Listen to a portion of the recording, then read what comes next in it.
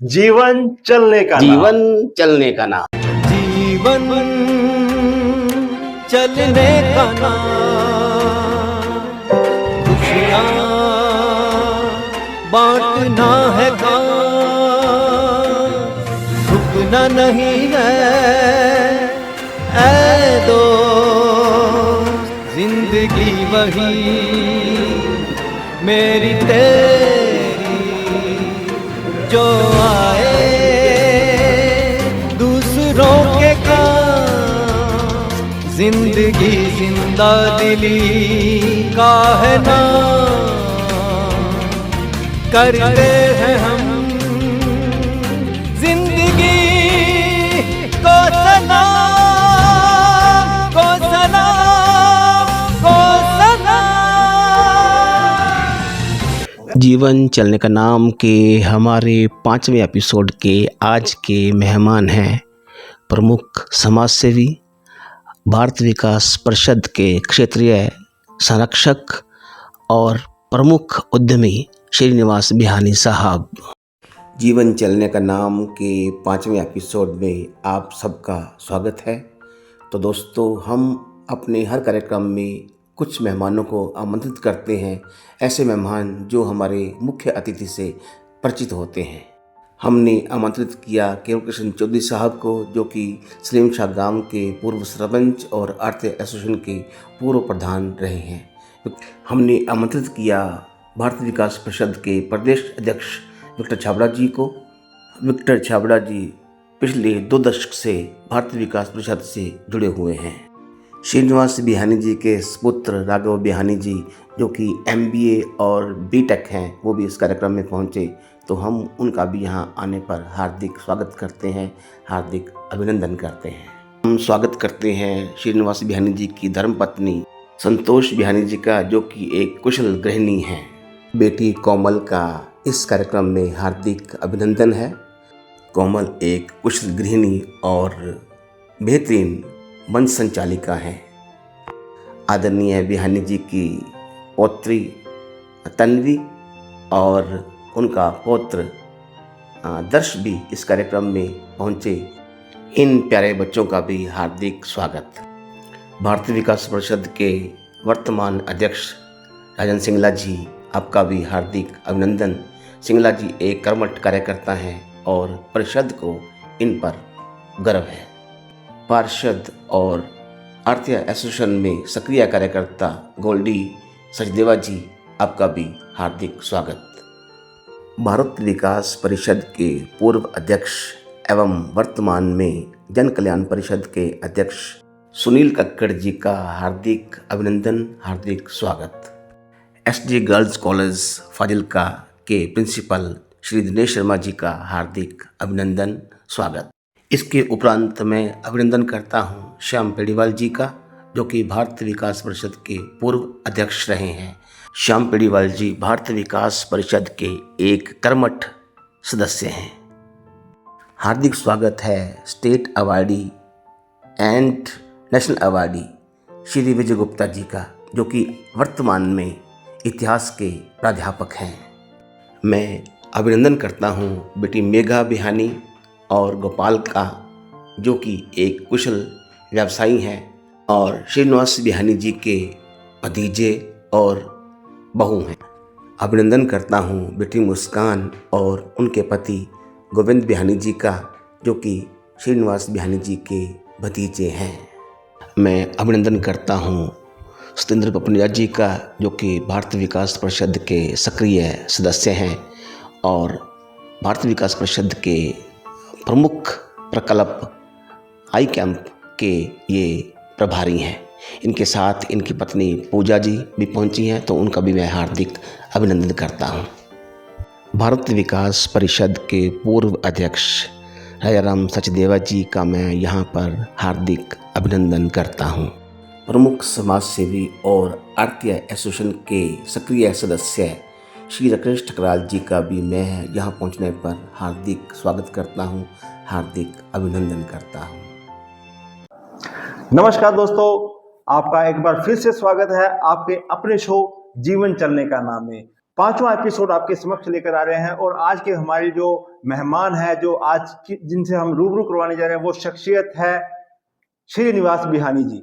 एक सफल उद्यमी, एक समाज सेवी और एक आदर्श पिता, पुत्र और हर तरह की जिम्मेवारी निभाने वाली शख्सियत। हम उनके साथ बातचीत करेंगे, लेकिन उससे पहले एक उनके बारे में एक डॉक्यूमेंट्री तैयार किए। आइए सबसे पहले आपको वो दिखाते हैं। दोस्तों, आज भारत विकास परिषद और गौ रक्षणी सभा ऐसे नाम के रूप में स्थापित हो चुकी हैं जो मानव ही नहीं माता का दर्जा प्राप्त गौ माता को समर्पित है। और इन दोनों संगठनों को चलाने वाले अनेक समाज सेवियों में से एक है।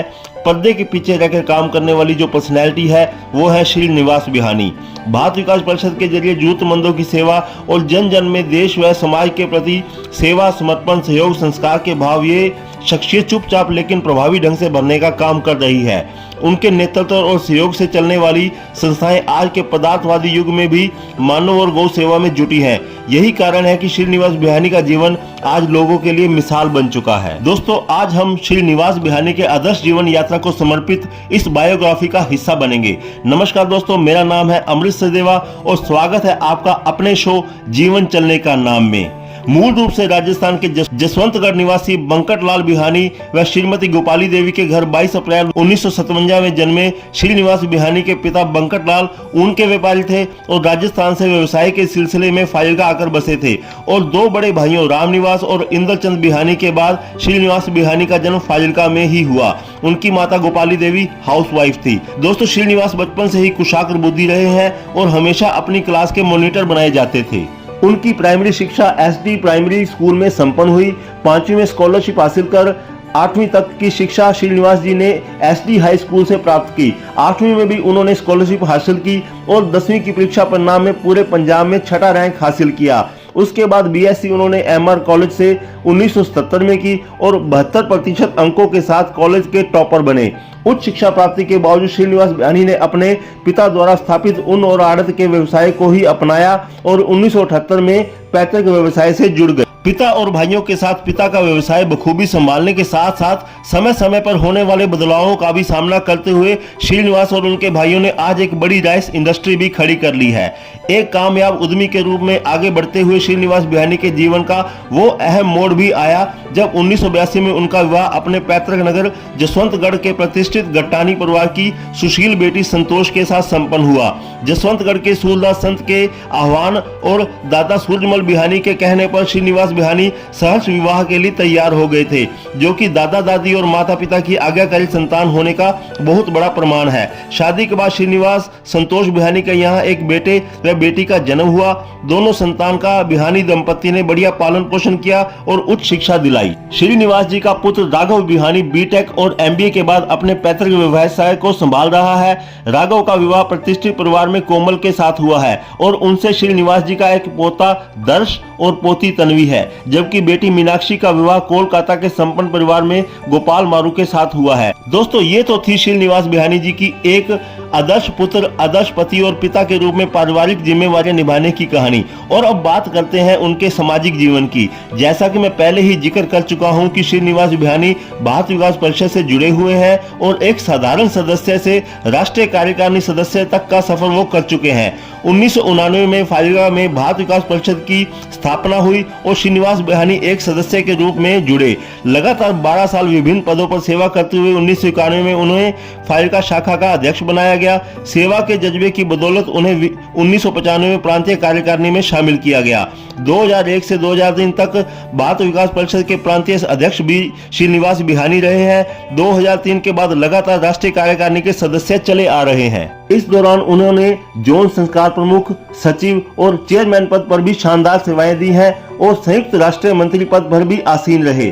2009 में भारत विकास परिषद की राष्ट्रीय स्तर की भारत को जाना प्रतियोगिता भी श्रीनिवास बिहानी की देखरेख में फाजिल्का में सफलतापूर्वक करवाई गई थी, जो कि सरहदी नगर फाजिल्का की एक बहुत बड़ी उपलब्धि है। ऐसा नहीं है कि बिहानी समाज सेवा को समर्पित हुए तो अपने व्यवसाय को उन्होंने भुला दिया हो, बल्कि अपने व्यवसाय में प्रगति के साथ साथ उन्होंने आरती एसोसिएशन के जरिए समूचे आरती वर्ग के उत्थान के लिए सराहनीय सेवाएं प्रदान की। 1994 से 1999 तक वे आरती एसोसिएशन फाजिल्का के महासचिव रहे। 2012 से 2016 तक श्रीनिवास जी आरती एसोसिएशन के अध्यक्ष पद पर भी शानदार सेवाएं दी और आज भी कार्यकारिणी सदस्य के रूप में आरती भाइयों का मार्गदर्शन कर रहे हैं। उनके सतत प्रयासों का ही नतीजा है कि आरती एसोसिएशन व्यापारिक गतिविधियों के साथ साथ समाज सेवा में अहम योगदान देते हुए 2 बड़े आरओ प्लांट लगवा चुकी है, जिनमें एक अनाज मंडी में लगाया गया है तो दूसरा नई आबादी में एक किसान परिवार द्वारा दान की गई जगह पर लगवाया गया है, जिनका लाभ रोजाना सैकड़ों परिवार उठा रहे हैं और स्वच्छ पेयजल पी रहे हैं। श्रीनिवास बिहानी के प्रयासों से ही आरती एसोसिएशन द्वारा फ्री नेत्र जांच एवं ऑपरेशन कैंपों की शुरुआत हुई है, जो पिछले करीब 1 दशक से लगातार मंडी में लगाए जा रहे हैं और अब तक हजारों मरीज मुफ्त में ऑपरेशनों का लाभ ले चुके हैं। वो श्रीनिवास बिहानी जी का योग्य नेतृत्व ही था जब 2014 से 2018 के बीच मंडी में आए मंदी के भीषण दौर में भी डूब चुके आड़तियों के 200 करोड़ रुपए की रिकवरी करवा आड़ती वर्ग को राहत प्रदान की गई। फाजिल्का शिव भूमि में बनाए जा रहे शिव भवन के लिए भी श्रीनिवास बिहानी लाखों रुपए आड़तियों से एकत्रित करवा के दे चुके हैं। इसके अलावा श्रीनिवास बिहानी अपने खानदान, जो कि माहेश्वरी समाज के रूप में जाना जाता है, में भी पूरे सक्रिय हैं। उनके सक्रिय प्रयासों से माहेश्वरी समाज ने समारोह में काम आने के लिए बर्तन और बिस्तर बनवा रखे हैं। हर साल पूरे उत्साह के साथ सेवा कार्य करते हुए महेश नवमी मनाई जाती है और दीपावली मौके परिवार मिलन कार्यक्रम आयोजित किए जाते हैं। दोस्तों, इसके साथ ही बात करते हैं श्रीनिवास जी की निजी शौक और धर्म कर्म की। तो मानवता की सेवा के लिए श्रीनिवास जहां भारत विकास परिषद से जुड़े हुए हैं, तो वहीं अपने आत्मिक कल्याण के लिए वे गौ माता में गहरी आस्था रखते हुए फाजिल्का की गायों को समर्पित प्रमुख संस्था श्री गौरक्षणी सभा के सदस्य भी हैं। गौरक्षणी सभा के साथ जुड़कर श्रीनिवास जहां गौशाला के बेहतर प्रबंधन में योगदान दे रहे हैं, वहीं फाजिल्का में नंदीशाला निर्माण, गौशाला में नए शेडों के निर्माण, लेबर क्वार्टर निर्माण, थवामणि प्रोजेक्ट के संचालन और गौशाला में श्रीमद् भागवत कथा के आयोजन में सक्रिय सहयोग प्रदान कर रहे हैं। गौ माता के प्रति समर्पण के चलते श्रीनिवास बिहानी साबुआना की गौशाला में अपने तरफ से शेड बनवा कर दे चुके हैं और गांवों में मृतक देह रखने की समस्या के मद्देनजर साबुआना में एक डेड बॉडी फ्रीजर भी भेंट कर चुके हैं। श्रीनिवास खुद सुबह शाम गौशाला जाकर गौ माता के आशीर्वाद लेते हैं और अपनी कमाई के अंश से गौ माता को हरा चारा रोजाना खिलाते हैं।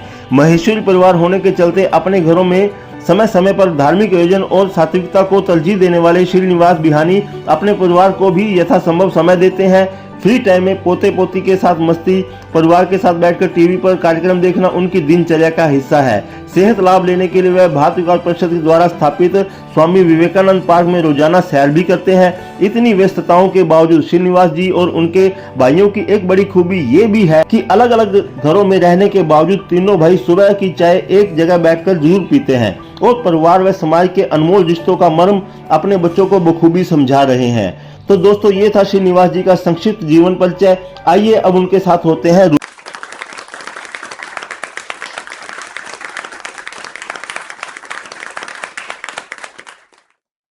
डॉक्यूमेंट्री के बाद अब हमारे स्टूडियो में पहुंचे उनके परिचितों, परिजनों और उनके कोलीग्स के साथ बात करेंगे।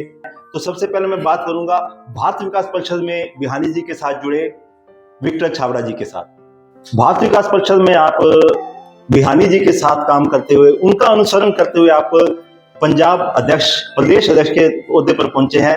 तो क्या उनसे आप शिक्षा लेते हैं? श्रीनिवास बिहानी जी के साथ लगभग 2002 से सक्रिय रूप से मैं भारत विकास परिषद फाजिल्का में अपनी ड्यूटी दे रहा हूँ।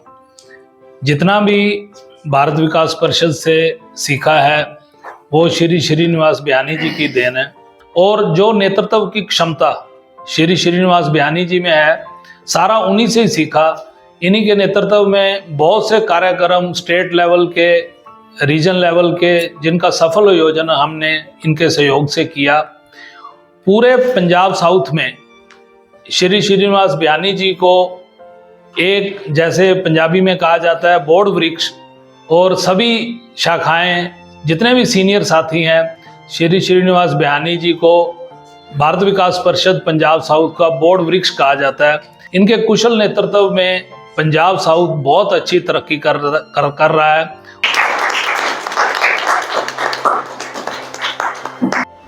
और अब हमारे साथ जुड़ रहे हैं श्रीनिवास बिहानी जी के आरती एसोसिएशन से साथी जो हैं केवल चौधरी जी से, वो भी अध्यक्ष रहे हैं। उनके साथ बात करेंगे और जानेंगे उनके बारे में विचार।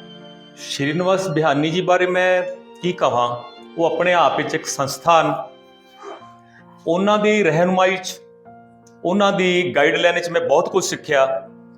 ਮੈਨੂੰ 2012 ਤੋਂ 2016 ਤੱਕ ਉਹਨਾਂ ਦੀ ਅਧਿਕਸ਼ਤਾ ਵਿੱਚ ਨਾਲ ਸਕੱਤਰ ਦੇ ਤੌਰ ਤੇ ਕੰਮ ਕਰਨ ਦਾ ਮੌਕਾ ਮਿਲਿਆ। ਮੈਂ ਉਹਨਾਂ ਨੂੰ ਵੱਡੇ ਭਰਾਵਾਂ ਵਾਂਗ ਹੀ ਸਮਝਿਆ ਔਰ ਉਹਨਾਂ ਦੀ ਅਧਿਕਸ਼ਤਾ ਦੇ ਵਿੱਚ ਮੰਡੀ ਵਿੱਚ ਜੋ ਅਸੀਂ ਲੋਕਾਂ ਦੀ ਸੇਵਾ, ਆੜ੍ਹਤੀਆਂ ਵਾਸਤੇ ਜਾਂ ਬਾਕੀ ਸਾਰੀ ਬਰਾਦਰੀ ਯਾਨੀ ਕਿ ਜੋ ਕਿ ਮੰਡੀ 'ਚ ਵਰਕਰ ਹਨ, ਉਹਨਾਂ ਦੇ ਵਾਸਤੇ ਇੱਕ ਸਭ ਤੋਂ ਪਹਿਲਾਂ ਤਾਂ ਪ੍ਰਧਾਨ ਜੀ ਦੀ ਅਧਿਕਸ਼ਤਾ ਵਿੱਚ ਅਸੀਂ ਆਰਓ ਲਵਾਇਆ।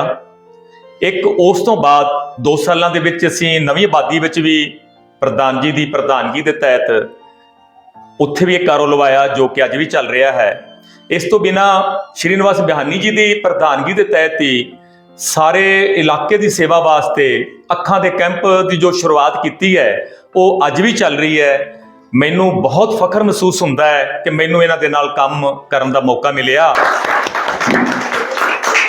दोस्तों, समाज सेवा के साथ साथ बिहानी जी का शिक्षा में भी बहुत योगदान रहा है। शिक्षण संस्थानों को इनकी तरफ से बहुत सहयोग मिलता रहा है। तो बिहानी जी के साथी हैं दिनेश शर्मा जी, अब उनके साथ जुड़ेंगे और उनके साथ बात करेंगे।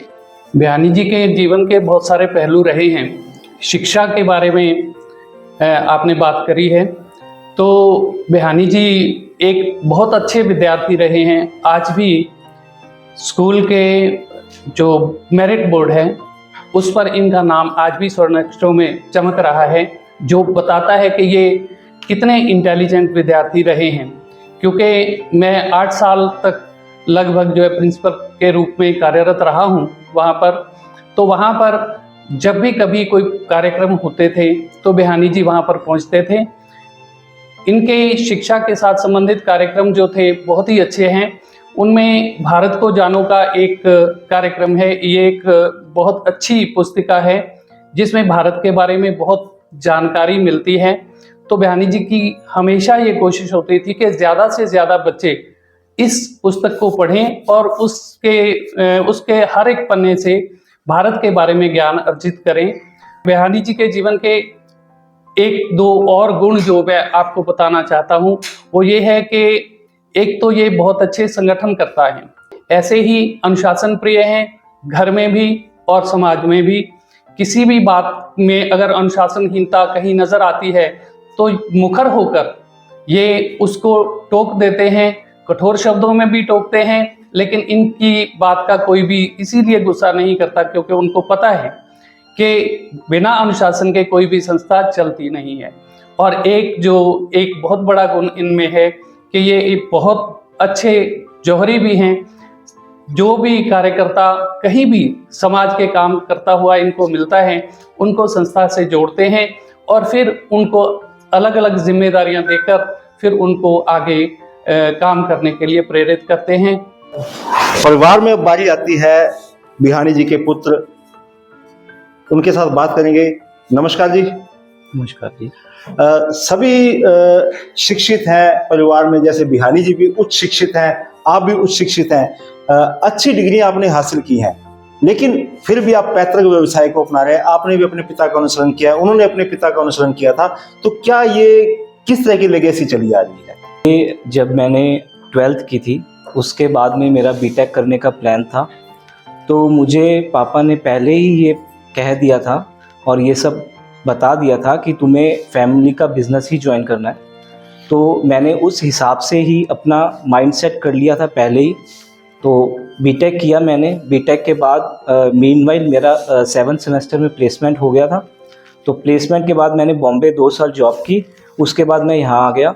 तो जैसा उन्होंने कहा था कि आपको फैमिली बिज़नेस ज्वाइन करना है, तो मैंने वैसे ही फैमिली बिज़नेस ज्वाइन किया। जीवन में उन्होंने एक बात हमेशा मुझे सिखाई है, बिज़नेस में हम तरक्की करने के बावजूद पापा ने मुझे एक ही चीज़ सिखाई है कि अपने से ऊपर के लोगों को मत देखो, अपने से जो नीचे हैं उन्हें देखकर आगे बढ़ो।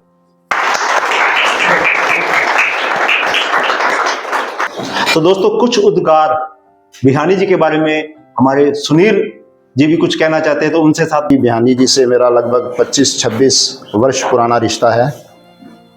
जब मैंने भारत विकास परिषद ज्वाइन की थी तब से लेकर आज तक मैंने उनसे बहुत कुछ सीखा है। मैंने उनसे सीखा है कि कैसे समाज में रहकर अपनी सामाजिक जिम्मेवारियों के साथ साथ पारिवारिक जिम्मेवारियां और धार्मिक धर्म के प्रति भी अपनी जिम्मेवारियां कैसे निभाई जाती हैं। भारतीय विकास परिषद में जो कि हमारे 5 संस्कार हैं, संपर्क, सहयोग, संस्कार, सेवा, समर्पण, उन पर चलते हुए इन्होंने अपने जीवन में जो कुछ किया वो कोई नहीं कर सकता। गौशाला में भी इनका बहुत ज़्यादा योगदान रहा। गौशाला में भी ये अपनी पूरी जिम्मेवारियां निभा रहे हैं, आरटीओ स्टेशन में भी निभा रहे हैं और भारतीय विकास परिषद में निभा रहे हैं। हर जगह इत्र ही नहीं महका करते, कभी कभी शख्सियतें भी खुशबू दे जाती हैं। और हर जगह पर हमने ये देखा है कि पक्षी जो उड़ान भरता है उसको पंखों की जरूरत होती है, लेकिन जितना इंसान नीचे झुकता है उतना ही ऊपर बढ़ता है। चाचा जी के नेतृत्व में मुझे हर जगह पे काम करने का मौका मिला। उन्होंने धर्म जागरण से लेके जो हमारा ये अयोध्या का जो आया था राम जन्मभूमि का अभियान, उसके अंदर में कैसे किससे संपर्क करना, कहाँ से सहयोग लेना, ये सब उनके कुशल नेतृत्व में मैंने हमेशा ही सीखा है। बचपन से हम बच्चे उन्हीं के साथ में खेलते कूदते बड़े होते हुए आए हैं। हर गेम उनसे मैंने सीखा है, कैरम से लेके चेस और उसके बाद में क्रिकेट, सब चाचा जी के ही देन है। मेरे को भी अद्भुत उनका सहयोग मिला है। उन्होंने मुझे हर जगह पे कैसे व्यापार करना है, कैसे दूसरों से कैसे मिलना जुलना, सहयोग लेना, ये सब उन्हीं की देन है। हमने बहुत जगह पे देखा है कि हमारे चाचा जी और तीनों ये भाई हैं, रोजाना सुबह मिलके बैठना और चाय पीना और उसके बाद में हम सबको बताना कि कैसे धार्मिक काम करने हैं, कैसे आगे बढ़ना है, कैसे सबका सहयोग करना है, समाज में कैसे रहना है। तो ये डेली हमारा उनकी तरफ से जो ये निर्देश रहते हैं उसी पथ पर हम आगे बढ़ते ही आ रहे हैं। चाचा जी वैसे मेरे तो प्रिय और आदर्श भी हैं। चाचा और भतीजा का रिश्ता भी मान होता है। इन्होंने हर जीवन में मेरा साथ दिया, संघर्ष, आगे बढ़ना, कैसे आपको मुसीबतों में सामना करना चाचा ही ने सिखाया है। हर छोटी छोटी बातों के लिए इन्होंने मुझे काफ़ी प्रेरित किया कि कैसे उठना बैठना सबके साथ, सब चाचा जी से ही मैंने सीखा है। चाचा जी के बारे में 2 पंक्तियाँ और कहना चाहूँगा, क्योंकि इनके चेहरे पे सदा ही मुस्कान रहती है और इनके डांट पे भी इतनी ही मुस्कान है जो हमें बहुत अच्छी लगती है। घुमाना, बाज़ार में ले जाना, चटपटा जैसे चाचा जी हमें खिलाते थे, वो आज भी हम उनको सब देख के याद भी करते हैं कि चाचा जी मेरे प्रिय आदर्श भी। अब बात करेंगे बिहानी जी की धर्म पत्नी संतोष जी के साथ कि बिहानी जी इतने व्यस्त रहते हैं समाज सेवा में भी और धर्म कर्म में भी, बिजनेस में भी, हर जगह व्यस्त रहते हैं। तो आपने अपने नाम के अनुरूप संतोष कैसे किया? जी, मुझे भी इनके साथ बहुत खुशी मिलती है। हर काम में मैं इनका साथ भी देती हूँ और मुझे बहुत अच्छा लगता है इनका साथ देकर। जो समाज सेवा के लिए दूर दराज इनको जाना पड़ता है, राष्ट्रीय स्तर पर इनका ओहदा है, तब जो ज्यादा समय ये बाहर रहते हैं तो परिवार में नहीं आ पाते, तो उनके साथ किस तरह का गिला आपका रहता है? नहीं, मुझे कभी कोई गिला नहीं रहा, तभी आगे बढ़ पाए हैं। मैंने कभी रोका ही नहीं इनको, भाई कहीं भी जाओ कहीं भी आओ। मुझे भी तो खुशी मिलती है, भाई चलो ये अच्छा काम कर रहे हैं, समाज का कर रहे हैं, बहुत खुशी मिलती है। बिहानी जी के व्यक्तित्व के बारे में आप कुछ शब्दों में कहिए कि जिससे हमें ये लगे कि आज जितनी हमारे साथ ऑडियंस जुड़ी है उनमें से आपके जो अनुभव है वो कैसे रहे हैं? सबके इतने अच्छे अच्छे विचार सुनकर आज मैं भी बहुत खुश हूँ। इन्होंने सबने इतनी बातें कही है, मैं भी बहुत सौभाग्यशाली हूँ कि मुझे इनके जैसा पति मिला, जीवन साथी। बिहानी जी नमस्कार। नमस्कार जी। तो भारत विकास परिषद में आपने 1989 में यहाँ फाउंडर मेंबर के रूप में शुरुआत की, तो उसके बाद 2 वर्ष बाद आपको प्रधान बना दिया गया, अध्यक्ष बन गए आप। तो 91 से लेकर 2024 तक आपने भारत विकास परिषद के लिए बड़ी तन्मयता से काम किया। जैसे आज लोग कहते हैं कि भारत विकास परिषद और बिहानी जी सिनोनिमस है, पर्यायवाची हैं। तो किसी और संस्था के लिए आपने इतना काम, इतनी पैशन से काम क्यों नहीं किया? भारतीय विकास परिषद को क्यों चुना? तो मुझे चलना फिरना ही भारत विकास परिषद ने सिखाया। सामाजिक कार्यों के लिए सबसे पहले मेरे पास भारत विकास परिषद के साथी आए, मैं उनके साथ जुड़ गया और भारत विकास परिषद में इतना कार्य था कि दूसरी संस्थाओं की तरफ देखने की मुझे आवश्यकता ही नहीं पड़ी। अच्छा, नहीं 91 से लेके 2024 तक आपने भारतीय विकास परिषद के कौन से ऐसे कार्य किए जो समाज के लिए एक एग्जाम्पल बने, उदाहरण हो? देखो, कोई काम एक तो कर नहीं सकता, सामूहिक रूप से भारत विकास परिषद के मेरे जो साथी हैं सभी ऐसे साथी हैं कि जो मैं उनको कहता हूँ बात मान लेते हैं। जैसे 2001 से 3 के अंदर अगर मैं प्रांतीय अध्यक्ष था तो उसके अंदर फाइलका ब्रांच के साथी उनका सहयोग सबसे आगे, और उनके अंदर एक ये भाव था कि श्रीनिवास प्रेसिडेंट नहीं है, हम ही प्रेसिडेंट हैं। जी हाँ। भारत विकास परिषद उस समय ओवरऑल एक्टिविटीज के ऑल ओवर इंडिया में जो मेरा प्रांत था पंजाब साउथ, वो सेकंड रहा, और हमारा एक प्रोजेक्ट है संस्कृति सप्ताह, उसमें सारे भारत में भारत विकास परिषद पंजाब साउथ प्रथम रहा। जी हाँ, जी हाँ। उसके बाद मुझे लगातार 2009 के अंदर एक कार्यक्रम मिला जिसका नाम था भारत को जानो प्रतियोगिता। यह राष्ट्रीय स्तर का कार्यक्रम था जिसके अंदर 74 टीम्स जूनियर और सीनियर उसमें आई। आसाम से लेकर गोवा और जम्मू कश्मीर से लेकर केरल की टीम यहाँ पर पहुंची, और उसके अंदर हमने जो 3 दिन का यह कार्यक्रम था, इतना अच्छा कार्यक्रम हुआ कि आज भी कई कार्यकर्ता 15 साल बाद भी फाइलका शाखा को और मुझे इसलिए याद करते हैं कि हमने इतना अच्छा खान पान और ठहरने का उनका प्रबंध किया। तो उसके बाद अगर हम आए तो फाइलका शाखा में या फाइलका शहर में एम्बुलेंस नहीं थी, एसी एम्बुलेंस। जी हाँ, जी हाँ। तो मैंने साथियों को कहा कि हमारे पास एसी एम्बुलेंस नहीं है तो हमें एम्बुलेंस देनी चाहिए। हमने सबसे पहले फाइलका में एसी एम्बुलेंस बनाई और उसके बाद 7-8 और एम्बुलेंस बन गई। और कारण है कि हमारे जो संस्कार है, हम किसी को चाहे वहाँ पर पेशेंट ले जाने के लिए ड्राइवर को पैसे नहीं दे सकते थे, लोकल भी डॉक्टर्स के पास जो कोई काम करते थे उनकी भी हम सेवा नहीं कर सकते थे, तो अल्टीमेटली उसे हमें सेल करनी पड़ी। 2001 से 3 में जब मैं प्रांतीय अध्यक्ष था, उस समय स्वामी विवेकानंद पार्क, जहाँ पर सारे फाइलका की गंदगी डंप होती थी, यह सेंट्रल वर्क्स डिपार्टमेंट की जगह थी। उसमें सुरजीत कुमार जानी जी मंत्री थे, उनकी प्रेरणा से हमने 12 फुट की वहाँ भर्ती कराकर और विवेकानंद पार्क का निर्माण कराया और बहुत ही एक भव्य विवेकानंद जी की मूर्ति की वहाँ स्थापना की। उसके बाद लगातार जैसे शमशान भूमि के अंदर 2022 के अंदर हमने जो भट्टियां बनाई गई थी जिसमें लकड़ी केवल 80 किलो लगती है, उसमें भी भारत विकास परिषद ने अपना योगदान दिया। इसके अतिरिक्त जहां भी अगर स्टेट के अंदर कोई कार्यक्रम कोई शाखा नहीं लेने वाली होती तो हम उसको लेने को हमेशा तत्पर होते हैं। इन कार्यों को सभी को देखते हुए कि हमारे पास काम ज़्यादा है, बजट ज़्यादा है, तो हमने भारत विकास परिषद चैरिटेबल ट्रस्ट की भी फाइलका में स्थापना की, जो बहुत अच्छे ढंग से आज काम कर रहा है। तो दोस्तों, कितनी खुशी की बात है कि भारतीय विकास परिषद ने ऐसे कार्य किए हैं। फाजिलका में पहली एम्बुलेंस भारतीय विकास परिषद ने शुरू की और फाजिलका में शमशान घाट में भी इन्होंने अपनी इतना बड़ा योगदान दिया, तो ये भारतीय विकास परिषद की बदौलत हो सका है। और मैं तो कहूँगा कि भारतीय विकास परिषद की बजाय ज़्यादा श्रीनिवास बिहानी जी की बदौलत हो चुका है, क्योंकि ये ही शुरू के फाउंडर मेंबर हैं। उन्होंने ये उस समय के अध्यक्ष भी थे। बिहानी जी, आपके बारे में एक कहा जाता है कि मुझे हंसी भी आती है ये बात सुन के कि कहते हैं कि भारतीय विकास परिषद में बिहानी जी एक हेडमास्टर हैं और जो बाकी हैं जो मेंबर हैं वो जो स्टूडेंट होता है तो स्टूडेंट की तरह है, मतलब वैसे ही डिसिप्लिन में रखना, उनको सभी को संभालना है ना, इतनी जिम्मेदारी लेना। तो ये बाकी संस्था में ऐसा नहीं होता, किसी संस्था में। तो भारतीय विकास परिषद में ऐसा इसको आप पॉजिटिव लेते हैं या नेगेटिव लेते हैं क्या? मैं इसको पॉजिटिव लेता हूँ। कोई भी साथी जब आगे होकर काम करता है तो हर संस्था में 2-4 आदमी ऐसे भी होते हैं जिनको वो अच्छा नहीं लगता कि वो आदमी आगे बढ़कर काम करे।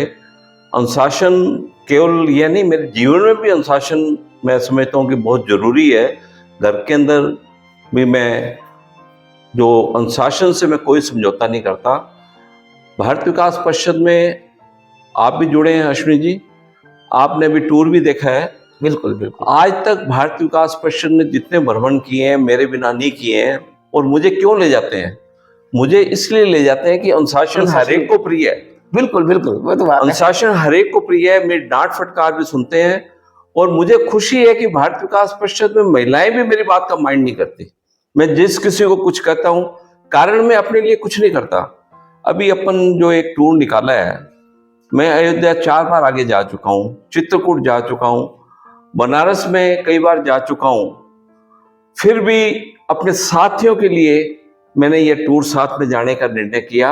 और जैसा आप देखते हैं, सारे साथी कहते हैं ऐतिहासिक टूर था। और अभी लोग कहते हैं कि हमें बेंगलोर ले चलो, हमें रामेश्वरम ले चलो, हमें कन्याकुमारी ले चलो। तो अनुशासन हर एक को प्रिय है। बिल्कुल बिल्कुल। माइंड करते हुए वो माइंड नहीं करते। एक बार माइंड करते हैं पर अल्टीमेटली उनको अच्छा लगता है कि इसके बिना हम चल नहीं सकते। तो कोई भी संस्था है, अगर उसमें एक साथी जिससे सब लोग प्यार करते हो, अगर वैसा नहीं हो तो वो संस्था मैं समझता हूँ चल नहीं सकती। बिल्कुल बिल्कुल बिल्कुल। और मैं समझता हूँ कि मुझे कोई भी डिग्री दे, कई इवन लोग कहते हैं बिहानी परिषद है, पर कि जो इंसान आगे बढ़ता है लोगों को उससे ईर्ष्या भी होती है। पर ईर्ष्या की तरफ ना देखते हुए अगर आपकी आंतरिक आवाज देती है कि आप ठीक हो, तो आगे आदमी को बढ़ता है। बिहानी जी, आप बीएससी में टॉपर रहे और स्कूल में भी आप हर क्लास में टॉप करते रहे, तो आप में लीडरशिप की क्वालिटी भी बहुत है। सभी से लेकर आप शुरू से लेकर अब तक भारतीय विकास परिषद में भी आप एक लीडर के रूप में सबको सामने हैं और सभी आपका सम्मान करते हैं। लेकिन आपने इतनी योग्यता होते हुए भी आपने कोई आईएएस ऑफिसर की जॉब या आरएएस ऑफिसर की जॉब क्यों नहीं चुनी? उसको ऐसे था कि परिवार में मेरे सबसे बड़े भाई साहब रामनिवास भाई साहब, वो इंजीनियरिंग कर रहे थे। जो गाइडेंस है वो उस हिसाब से नहीं मिली कि मैं आईएएस या और कोई मैं तैयारी करता। पर मुझे उसका कभी अफसोस नहीं रहा, क्योंकि बिजनेस में आने के बाद हमारे परिवार ने बिजनेस में भी बहुत तरक्की की। और मैं समझता हूँ कि वो बहुत जरूरी था। जब मैं बिजनेस में आया तो केवल और केवल पिताजी और इंदर भाई साहब साथ में थे। और मेरे साथ आने से जैसे 1-1-11 होते हैं और हम 3 हो गए तो हम 33 हो गए। मैं जो आगे अपने बिजनेस को प्रेफर किया। हाँ, मैंने अपने बिजनेस को प्रेफर किया। ठीक है। तो दोस्तों, बिहानी जी के लिए परिवार ज़्यादा मुख्य है, तो इनके परिवार में इनका बड़ा योगदान रहा। इसी कारण इन्होंने इतने प्रतिभाशाली होते हुए भी ये आईएएस बनने की बजाय इन्होंने अपने बिजनेस को चुना और उसमें अपनी तरक्की की, उसमें आगे बढ़े। आपके लिए 3 शब्द मैं यूज करूंगा आपके लिए: गौशाला, भारतीय विकास परिषद और महेश्वरी संगठन। तो आप इन तीनों में से अगर किसी एक चुनना चाहें तो आपके लिए क्या ज्यादा मायने रखता है? एक चुन ही नहीं पाऊंगा। कारण है कि गौशाला से मेरे पिताजी का इतना जुड़ाव था कि उन्होंने जिंदगी के अंदर इवन 2021 में मेरे पिताजी का स्वर्गवास हुआ था। और जैसे भी उनके पास सिस्टम था, हमने उसमें देखा तो उन्होंने लिखा, मेरे पास जो कुछ भी है वो गौ माता के लिए है। गौ माता की जो प्रेरणा है वो मुझे मेरे पिताजी से मिली है और मैं इसलिए गौ माता से जुड़ा हूँ। भारतीय विकास परिषद की प्रेरणा मुझे हरविलास बांसल जी से मिली और महेश्वरी संगठन इसलिए क्योंकि मैं महेश्वरी हूँ। तो उससे जुड़े रहना मेरा, मैं समझता हूँ, बहुत जरूरी है। और मुझे बताते हुए हर्ष हो रहा है कि मैं 20 साल से उसका फाइल का, मैं जो हमारा महेश्वरी सभा है उसका मैं अध्यक्ष चला रहा हूँ। अच्छा, ठीक है जी। नहीं, महेश्वरी परिवार जो है संगठन है, वो उसके उनके क्या प्रोजेक्ट है, क्या क्या काम करते हैं वो? देखो, हमारा विशेष सामाजिक तौर पे कोई प्रोजेक्ट नहीं है। हमने बिस्तर बनाए हैं, बर्तन बनाए हैं, रजाई बनाई है। उसका कारण है कि महेश्वरी समाज में समझता हूँ कि बाकी सारे समाज बहुत सुसंस्कृतिक हैं, परंतु महेश्वरी समाज थोड़ा ज्यादा है। इवन मैं समझता हूँ कि हमारी विवाह शादियों में आज भी लहसुन और प्याज का यूज नहीं होता। तो इस कारण हमने एक तो यह प्रोजेक्ट बनाया हुआ कि बर्तन है, रजाई है, हमारे बिस्तर है, वो हमारे पास है। और सबसे बड़ी बात है कि कोई सुख दुख का कोई कार्यक्रम हो तो सारा समाज हमारा इकट्ठा होता है। छोटा सा समाज है, कुल 120 की हमारी संख्या है, परंतु महेश्वरी समाज के लिए हम सब आगे बढ़कर जब जरूरत पड़ती है आगे से आगे बढ़कर हम काम करते हैं। हाँ, गौ माता की मैं बात करूं, मैंने अमृत जी से शायद कभी बात की होगी। हमारे पास अच्छी जमीन लैंड होल्डिंग है और हम 1 किलोग्राम में तूड़ी नहीं सेल करते। हम जितनी भी तूड़ी बनती है वो सारी दान देते हैं।